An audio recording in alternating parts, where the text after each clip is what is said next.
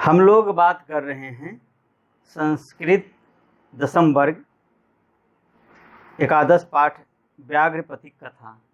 इसकी कहानी हम बता चुके थे। इसकी कहानी थी एक बूढ़ा बाघ है ना, उसको शिकार करने में दिक्कत होता था। दौड़ करके हिरन को, सियार को, खरगोश को पकड़ नहीं पाता था, शिकार नहीं कर पाता था, जिस कारण से उसको भूखा रहना पड़ता था, है ना। तब क्या हुआ कि कैसे उसका पेट भरे, तो इसके लिए उसने उपाय निकाला।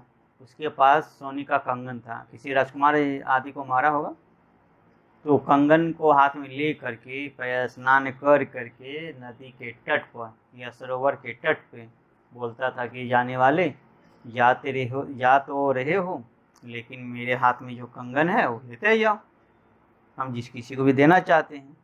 एक लोभी पथिक था, वो सोचा कि बड़ा मुश्किल से ऐसा मिलता है मौका, तो क्यों ना इस मौका पे हम चौका लगा दें, यानी कंगन ले लें।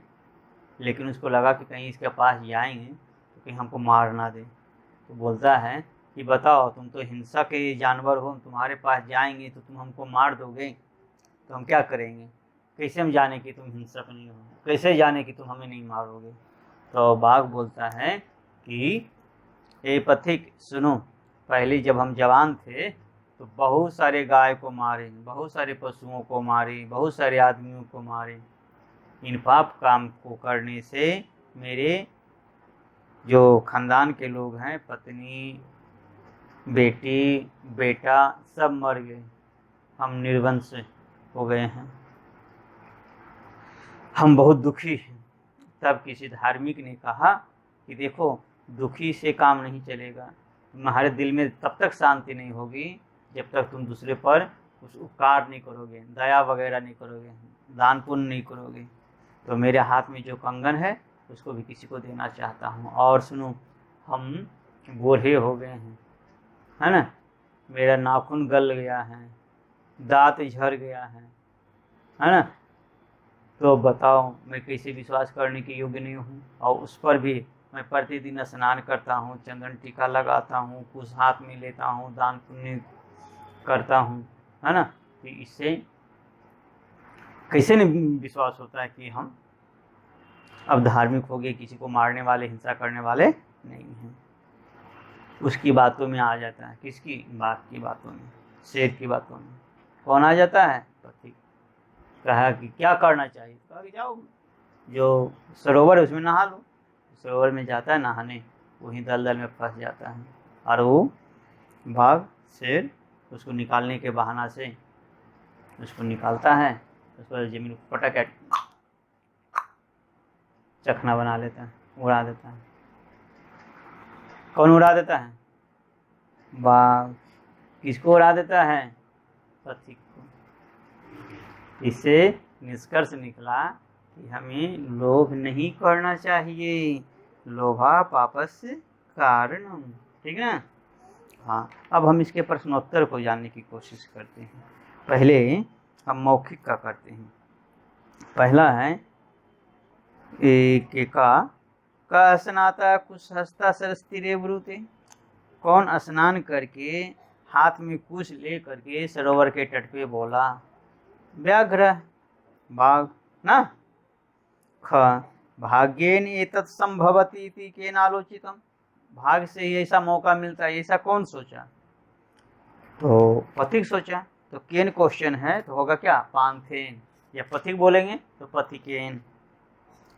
ग वृद्ध व्याघ्र किम दातुम इच्छति स्म, बूढ़ा बाघ क्या देना चाहता था, कंकणम, क्या देना चाहता था, कंगनम। नियम है कि जिस विभक्ति में क्वेश्चन रहेगा उसी विभक्ति में आंसर होगा। घ पथिका कुत्र निमग्ना भवत, पथिक कहाँ फंस गया, तो कहाँ फंसा, दलदल में। महापंके, कुत्र सप्तमी का संच देता है ना, तो बालक का बालके, तो पंक का पंके, तो महादलदल में, महापंके आंसर होगा। अंगा पथिका केन व्यापादिता खादितश्च, पथिक किसके द्वारा मार डाला गया और खाया गया, क्वेश्चन है केन, क्या होगा? व्याघ्रेन। क्या होगा? व्याघ्रेन। अब दूसरा में व्याकरण की बात है। कत्व प्रति का प्रयोग हुआ है।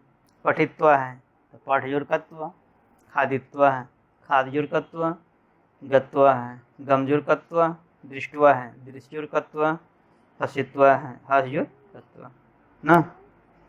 और तीसरा में 5 वाक्य बनाना है, 5 पद तबियत का है ना, तबियत लगा के क्या क्या बनेगा? शुरू में तबियत लगाएं तो बनेगा श्रोतव्यम, गम से गंतव्यम, स्मृति से स्मर्तव्यम, क्री से कर्तव्यम, हस से हसितव्यम। तबियत प्रत्यय लगाएंगे तो बनेगा ये सब। कत प्रत्यय लगाने के लिए कहता है चौथा में। गता है तो गमजोर कत, उगता है वचजोर उगकत, कृता है क्रिजोर कत, पठिता है पठजोर कत, चलिता है चलजोर कत।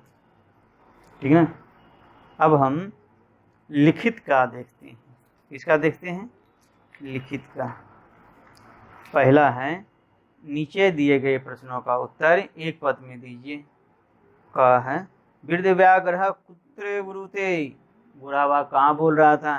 तो सरस्ती रे। ख कह लोभाकृष्टा भवत, लोभ से आकृष्ट कौन हुआ? पथिक, तो होगा पथिकः। कह स्वर्ण कंकणम दातुमिच्छति यस्मा, सोने का कंकण कौन देना चाहता था? व्याघ्र। कह स्नानशीलः दाता गलित नख दंतः चासित, कौन स्नान करने वाला, दान देने वाला, जिसका नाखून नख दंत गल गया था, कौन था? तो कह क्वेश्चन तो होगा क्या? व्याघ्र। यानी सब में कह कह ही है, खाली क में था कुत्र। कह वंशहीन आसीत, वंशहीन कौन था? व्याघ्र। कह पंक अपतत, पंक में कौन गिरा?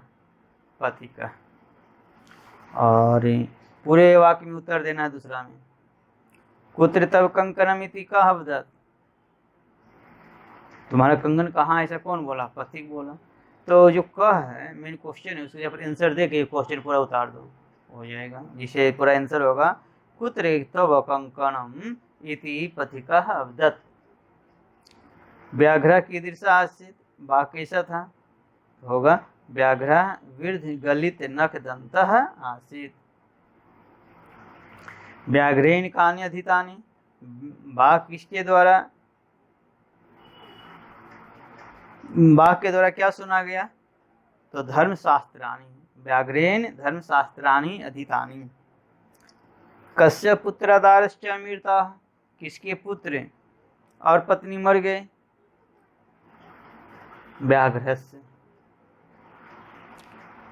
क महापंके निमग्नः पलायितुम् अक्षमः, कौन महापंख में फंस गया और भागने में अक्षम हो गया? पथिका, है ना। पथिका बोले तो कह के जगह पर पथिका लिख कर पूरा वाक्य में आंसर नहीं दे सकते हैं, जिसे होगा पथिका महापंके निमग्नः पलायितुम् अक्षमः। संधि विच्छेद किताब में बना हुआ है, ये इसको देख लीजिएगा, है ना। इसको HW कर लीजिए। अधोलिखिता नाम पदा नाम प्रकृति प्रत्यय विभागम लिखत, इसका प्रकृति प्रत्यय करना है, ये भी किताब में दिया हुआ है, इसको कर लीजिएगा। HW हो गया। अधोलिखिता नाम क्रियापदा नाम स्ववाक्येषु प्रयोगम कुरु, है ना, तो ये भी बन जाएगा। अब खाली जगह है 6 में, तो खाली जगह को भरना है, किताब से देख करके ये भी भर लेंगे, लेकिन फिर भी बोल देते हैं। क्या होगा? भो हो पांथा इदम स्वर्ण कंकणम गृहीताम। ख व्याघ्र हस्तम प्रसार्य दर्शयति। ग तदुपदेशात इदानीम अहम कथम न विश्वसिति। घ वृद्ध व्याघ्रेण संप्राप्ता सह पथिकः मृतः। अंग अह महापंके पतितो असि, है ना। खाली जगह को भर दिया, कहीं कोई दिक्कत नहीं। 7वां में देखिए क्या है। 7वां में कह रहा है कि अधोलिखितेषु वाक्येषु रेखांकित पदानि आधारीकृत प्रश्न निर्माणम कुरुत। नीचे दिए गए जो अंडरलाइन किया हुआ है उसके आधार पर प्रश्न बनाना है। जैसे व्याघ्र हस्तम प्रसार्य दर्शयति, तो हस्तम है उसको प्रश्नवाचक बनाइए। हस्तम द्वितीय एक वचन है पुल्लिंग, तो का वाला चलाइए पुल्लिंग में, तो क्या होगा द्वितीय का वचन कम। पूरा वाक्य कैसे बनेगा?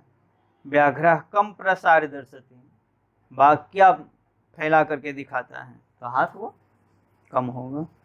पंके पतितम दृष्टवा व्याघ्रो अवदत्, तो पंके है ना, पंकमी सप्तमी के एक वचन, कश्मीर यानी कुत्र, कुत्र में तरल प्रत्यय लगता है, सप्तमी का अर्थ देता है, तो कुत्र यहाँ होगा। बनेगा वाक्य कुत्र पतितम दृष्टवा व्याघ्रो अवदत्, व्याघ्रेण धीरता सा पांथो अचिंत्यत। व्याघ्रेण अंडरलाइन है, तो तृतीय के एक वचन है तो होगा क्या केन। क्वेश्चन बनेगा केन धीरता सा पांथो अचिंत्यत। ईश्वरे धनम माँ प्रयक्ष, तो धनम है, तो धनम नपुंसक लिंग है। किम के कहानी, किम के कहानी, तो यहाँ होगा किम। ईश्वरे किम माँ प्रयक्ष। ज्ञानम क्रियाम विना भारः, तो क्रियाम स्त्रीलिंग है, द्वितीय का एक वचन, तो का क्या हुआ का के का काम। पूरा वाक्य होगा ज्ञानम काम बिना भारः। अब अंडरलाइन क्या हुआ है ना, निरेखांकित पदेशु प्रयुक्ताम विभक्ति में लिखा, तो जो अंडरलाइन किया हुआ उसको विभक्ति लिखना है। तो हम आपको एक स्टेप और बता देते हैं वचन भी, जिसे सरसी का तदत्र सरसी स्नात्वा स्वर्ण कंकणम गिरना, तो सरसी है ना, मनसी मनस के समान चलेगा, सरस के समान, तो सप्तमी का एक वचन है। व्याघ्रेण ख तृतीय का एक वचन है। ग विश्वास प्रथमा का एक वचन है। घ उपदेशात बालकात पंचमी का एक वचन है। अवसेंद्रिय चित्तानाम बालकानाम षष्ठी का बहुवचन।